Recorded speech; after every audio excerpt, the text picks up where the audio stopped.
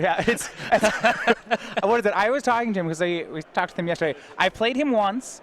I won. That was when he was 13. It's one of those things I'm like, all right, I still got you right now. I don't know, give it a couple years and I'm concerned. I played a Grixis mirror against him and like he navigated the game better but sideboarded worse. So like I beat him, but like if his cards were better, he just would have beat me. Yeah, but he's still, and that's the scary part because like he's still on the way it's up, just like, right? oh, next time I play against him, he's gonna get me. Yeah. Like, Jackson looked like taking a mulligan this game.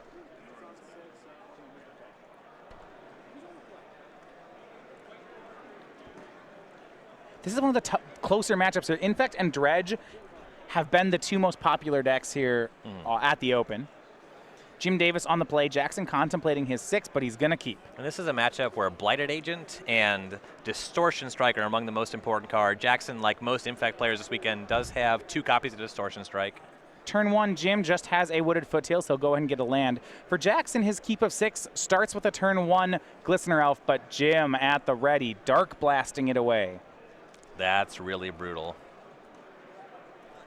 When we saw this matchup yesterday, if you want to watch it, it was a great match on camera of Aaron Campbell versus Emma Handy. Dark Blast in Aaron Campbell's deck looked great. She was able to create a ton of pressure with the card without actually casting it. I feel like there's 2 ways to play Infect. What Emma, when she was playing Infect, did is she played around Dark Blast the whole game. I think that's one way to play. The other one is to just throw everything into it and make them have it. Jackson went for the second one here and got punished. Yeah, and you can't just not cast Glistener Elf on turn 1. In Dredge, it just gets, against the Dredge deck, it just gets so much worse after your first opportunity to attack on turn 2, play or draw. And it's just, you can't sit and wait because then there's just going to be prized amalgams to block it. So here's what happened here. Jim cast the Dark Blast, then he untapped for his draw phase. He dredged the Dark Blast back into his hand, milling into a Bloodghast. Then before playing a land, he's casting Faithless Looting. We're on his second turn. So for the first draw of Faithless Looting, he's going to dredge a Grave Troll.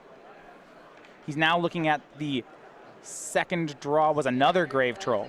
So he dredged, milled 12, discarded Prized Amalgam and Golgari Grave Troll. Up to 2 amalgams in the graveyard now. Right. And keep in mind, he has not made his land drop, so he's going to do that now, makes his land drop. Bloodghast comes out of the graveyard, and we have 2 delayed triggers from Prized Amalgams. That's why you saw Jim discard this Prized Amalgam to Faithless Looting. And for Hicks, his first creature died. For Jim, this is actually very good dredging. Right. Now 8 power in play for Jim as he passes back. He left up Copperline Gorge as his land for the turn, so the Dark Blast that is in his hand is down, at least for now. Jackson will play Inkmoth Nexus as his second land, and it looks like he's just passing the turn.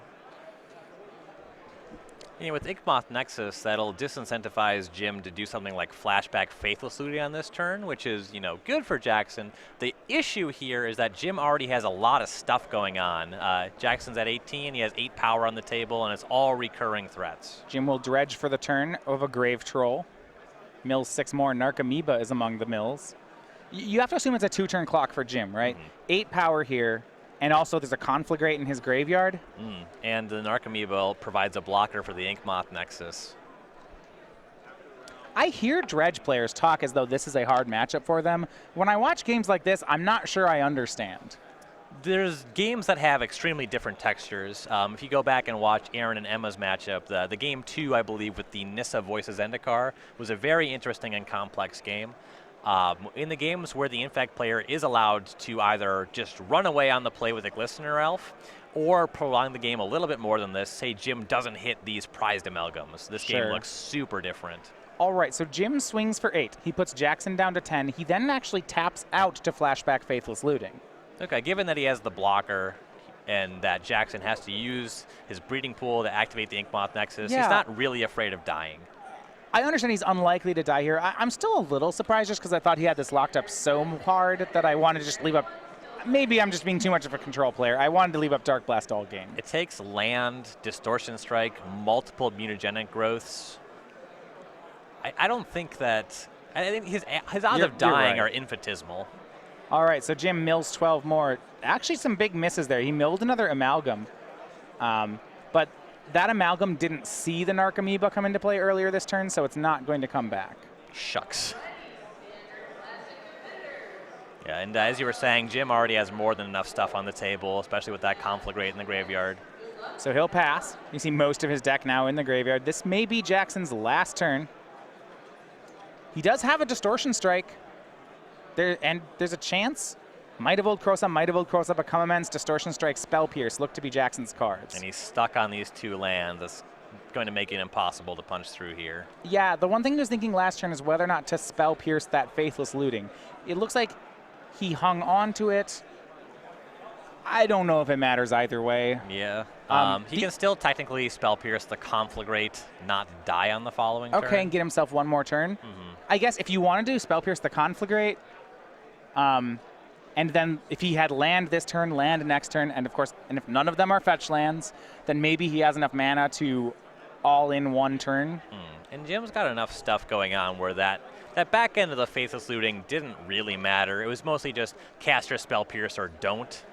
It would be something like if Jackson had this turn was land, Noble, Hierarch, go, and then Spell Pierce Jim's play, untap, he would have enough mana to Distortion Strike, Become Immense, Might of Old Krosa. There's a lot of things that would have to go his way. Basically, any way that he wins the game here involves at least 1 mutagenic growth, which after the following attack from Jim is something that he won't be able to cast. Right, it's not a card in his hand anymore. And all of this, of course, if Jim just plays 4th untapped land, then all of this doesn't matter because the Conflagrate actually resolves. Sure.